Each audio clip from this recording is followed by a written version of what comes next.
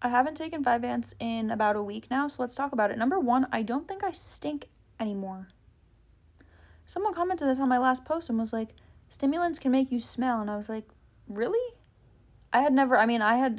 In January was the first time I'd ever taken stimulants in my life. And I noticed I exponentially smelled worse. Like, I noticed, I don't know, it was never like a consistent problem. Like, I noticed maybe a little bit here and there, like, oh, you kind of stink. But, like, it was never like a 24/7. Like, I felt like I would put my deodorant on and I would just stink always. Like, I would wake up, take my vyvanse, go get ready for the gym. So maybe an hour had passed. I would go sit in my car, record some videos for maybe a half an hour, and I would stink. I would literally put an extra deodorant in the car because I started to stink. And also, another thing I noticed, the chest rashes. These chest rashes I used to get, I'm pretty sure this was coming in from the car. I haven't gotten since stopping the vyvanse. So, do I plan on going back on it? Truthfully, I don't think so. I've actually been really enjoying feeling mellow because when I tell you, during the daytime, it was nice because I was taking vyvanse to curb my appetite because I struggle with binge eating and overeating. But I found that during the day, it would curb my appetite, but to the point where when it wore off at night, I was eating so much food in one sitting, it just didn't really feel good to be doing that.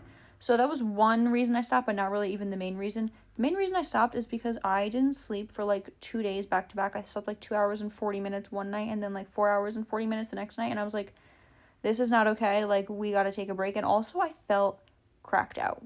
Not that I've ever done crack, but like, would I imagine it to feel like I was just so wired, so awake, just so feeling kind of crazy.